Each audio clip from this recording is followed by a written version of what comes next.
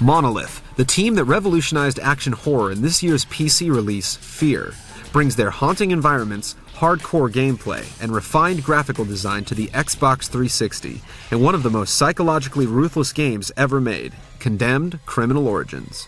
This is Officer Vector. We need backup immediately. The combat can get repetitive, but the chilling environments are fun to explore, and the story keeps you sufficiently disturbed.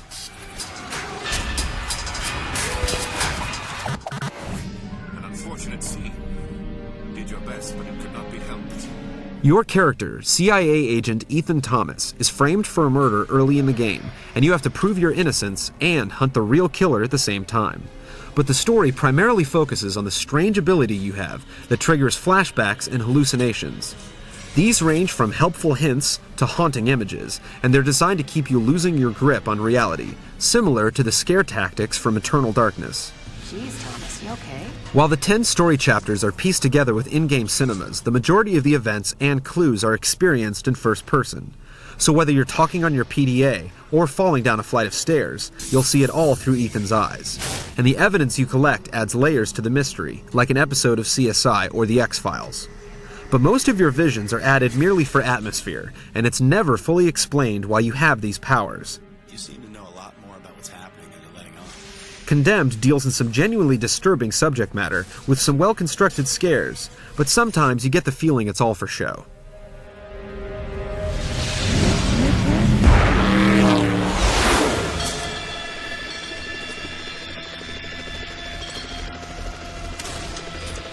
You'll spend most of Condemned searching for clues and beating up crazy people. CIA reports indicate that in specific parts of the city, violent crime has risen dramatically, so just about everyone you encounter will come running at you swinging or shooting their weapon. You block with the left trigger and attack with the right. Your attack speed, damage, and reach varies depending on what type of weapon you have. Blocking is easy, in theory, but the more enemies you face, the more their movements become difficult to predict. There are guns available, but none of them have enough ammo to last you longer than a couple of minutes, so you'll have to get used to using sharp or blunt objects. This inevitably gets repetitive by the end of the game, but it's still refreshing to play a horror title with an effective melee system. If you run out of ammo in Silent Hill or Resident Evil, you're screwed. It's also more realistic when you're forced to use one weapon at a time. But the game starts you out empty-handed at the beginning of each chapter, even if you had a weapon in the same spot when the last chapter ended. You also can't reload a weapon when you find more ammo, so you'll have to decide between 2 shotguns with 2 rounds each, when you should be able to load 1 shotgun with the 4 rounds. When you're not cracking people's heads open, you're hunting for clues you can find with your forensic tools. The good news is, the game takes the hassle out of trying to figure out which one you need to use by picking the right one automatically, and telling you exactly when you need to use it. But this might be bad news for anyone who would rather do the investigating themselves. The order in which you examine each piece of the puzzle helps tell Condemned's linear story, but it's also frustrating not having the freedom to tell your own. And although Condemned was obviously built as a single-player experience, it would have been nice to see some kind of co-op or multiplayer gameplay as well.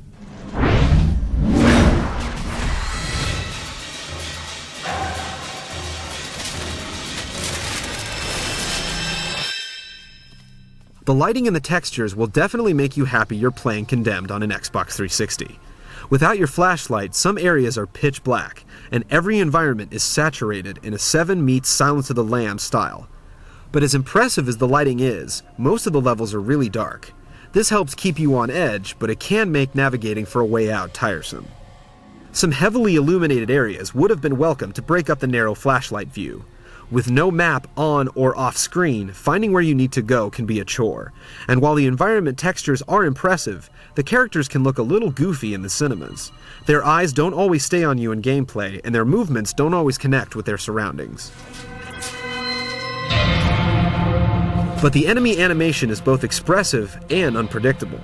Each target has a psychotic look on their face, and their movements are wild and aggressive. While some lunatics will run at you with their guard down, others will run away and hide, fake a swing to throw you off, or pretend that they're hurt and then spin around for an unexpected attack. But when the combat is more than one-on-one, the enemies can get caught in some jerky interactions with the environment. and although their appearance and animation is well detailed, you'll often fight the same guy over and over. This is understandable, but similar models should at least be wearing different clothes. What the hell was that? The sound is half of what makes Condemned so intense.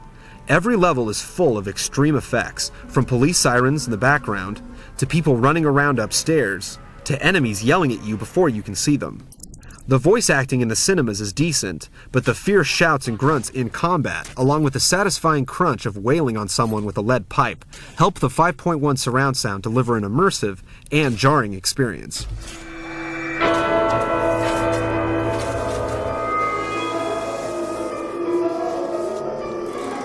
Although it's not your typical first-person shooter, Condemned: Criminal Origins is an engrossing detective story with plenty of clever scares.